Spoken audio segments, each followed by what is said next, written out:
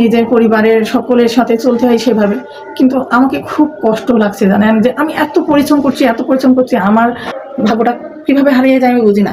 আমি মানে এগুলি কথা আপনাদের সঙ্গে অন্য কোনো ভিডিওতে শেয়ার করব। জানি না আমার সঙ্গে কেন ভারী ভারী এরকমটা হয় বলেন।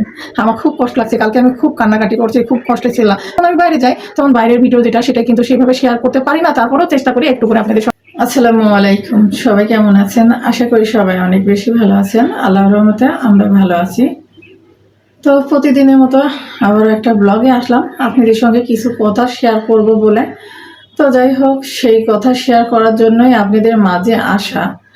কারণ আমার মনটা কাল থেকে খুবই কষ্ট লাগছে, অনেক খারাপ, অনেক কষ্টে আছে। কারণ আমি কেন ফেসবুক জগতে, ইউটিউব জগতে কেন আসলাম, কি কারণে আসলাম? নিশ্চয়ই কোনো কারণ আছে, তাই না? কিন্তু কেউ আসে শখে, কেউ আসে কষ্টে, তাই না? তো আমিও কিন্তু শখ বলেন আর কষ্ট বলেন, যে কোনো একটার থেকে এসেছি। অবশ্যই আপনাদের সঙ্গে এই কী কারণে আমি এসেছি ফেসবুক জগতে, ইউটিউব জগতে, সব কিছুই কিন্তু আপনাদের সঙ্গে আমি শেয়ার করব। আর আমাদের সাথে থাকলে আপনারা অবশ্যই আপনাদের সঙ্গে আমি এগুলি আমার জীবনের প্রতিটা কষ্ট, দুঃখ, যেগুলো ভালো লাগা, ভালো কিছু মুহূর্তগুলি সব কিছুই আপনাদের সঙ্গে শেয়ার করব। কারণ করতে চাই কিন্তু হয়ে উঠতেছে না।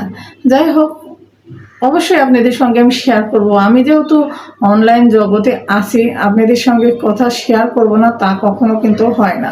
অবশ্যই আপনাদের সঙ্গে আমি সেই কথাগুলি শেয়ার করব। আর আমাদের সঙ্গে অবশ্যই যারা থাকেন, আমাকে যারা ফলো করেন, দেখেন, তারা অবশ্যই জানেন আমি মানে সাধারণ ভিডিও বানাতে খুব পছন্দ করি। খুব মানে এই যে সেইভাবে ভিডিও বানানো, আমি কিন্তু অত স্মার্টভাবে ভিডিও মানে যাই বলেন না কেন আমি করতে পারি না।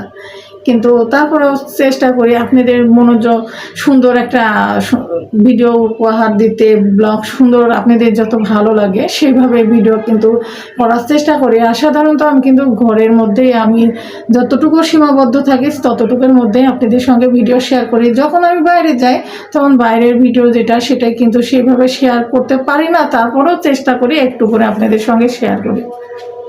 জানি না আমার সঙ্গে কেন ভারী ভারী এরকমটা হয় বলেন। আমার খুব কষ্ট লাগছে, কালকে আমি খুব কান্নাকাটি করছি, খুব কষ্টে পেয়েছিলাম। তারপর সারাদিন কিন্তু চুপচাপ ছিলাম, বাচ্চাদের সঙ্গে সেইভাবে কথা বলতে পারি নাই। কিন্তু তারপরে তো আমি একটা মা, তাই না? আমার কিন্তু প্রতিটা কাজে ব্যস্ত থাকতে হয়, বাচ্চাদের নিয়ে নিজের পরিবারের সকলের সাথে চলতে হয় সেভাবে।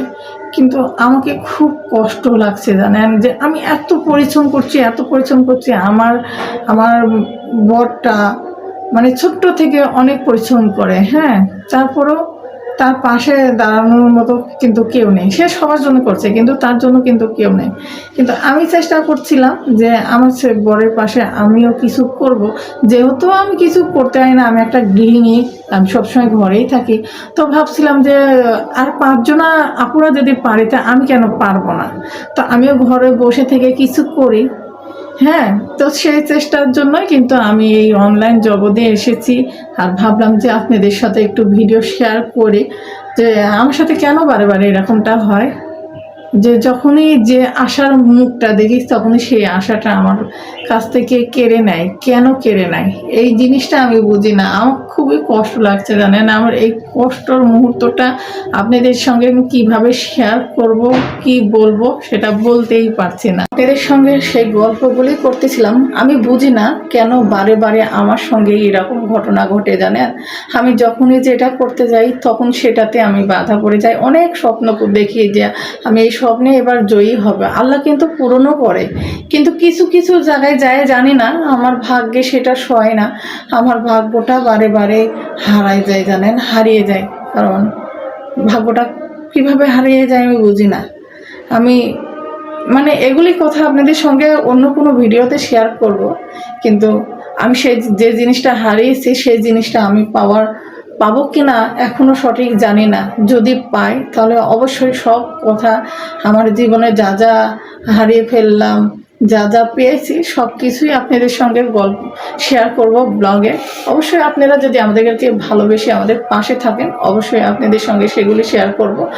আর কি বলবো, যদি মানে নিজের মনের কষ্টটা যতটুকু পারলাম শেয়ার করলাম, কিন্তু আমি বলতে পারছি না জানেন, বুক ফাটা কান্না আসতেছে। কারণ বুকের কষ্টটা না জমায় রাখাটা অনেক কষ্ট, অনেক কঠিন একটা ব্যাপার জানেন। আমি অনেক কষ্টে অনেক কিছু জমায় রাখছি যে আমি থাক বলবো না আপনাদের মাঝে এসে বলবো না, কিন্তু তারপর না আমি চেপে রাখতে পারলাম না। কারণ আপনাদের সঙ্গে প্রতিটা মুহূর্ত কিন্তু শেয়ার করি একটু করে, যখন থেকে অনলাইন জগতে এসেছি একটু একটু করে ব্লগে আপনাদের সঙ্গে যতটুকু পারি শেয়ার করি, তাই না? কিন্তু জানেন, ভাগ্য হয়তো বা আল্লাহ আমাদের যেভাবে রিজিকে যেটা লিখে রাখছে হয়তো বা সেটাই আমরা পাবো, তার বেশি আশা করলে হয়তো বা আমাদের হবে না, তাই না? তো যাই হোক, সবাই আমাদের জন্য দোয়া করবেন। অনেক কথাই আছে যেগুলি বলতে পারছি না, কিন্তু কোনো ভিডিওতে আপনাদের সঙ্গে শেয়ার করব, অবশ্যই আমি শেয়ার করব। কারণ আমার কষ্টের মুহূর্তগুলি যেহেতু আপনারা আমাদেরকে ভালোবাসেন, আপনাদের সাথে শেয়ার করব। তো যাই হোক, এতটুকু কথা আমার মনের কিছু অনুভূতি, অনেক কষ্ট বলে সেটা শেয়ার করলাম। আবারও অন্য যাই হোক, আজকের কথায় যদি কোনো ভুল ত্রুটি হয়ে থাকে ক্ষমার দৃষ্টিতে নেবেন, আর আমাদের সাথে থাকবেন, আর এভাবে ভালোবেসে পাশে থাকবেন। তো এখনকার মতো বিদায় নিচ্ছি। সবাই ভালো থাকবেন, সুস্থ থাকবেন, আর আমার ফ্যামিলির জন্য দোয়া করবেন, আমার জন্য দোয়া করবেন। আল্লাহ হাফেজ। আসসালামু আলাইকুম।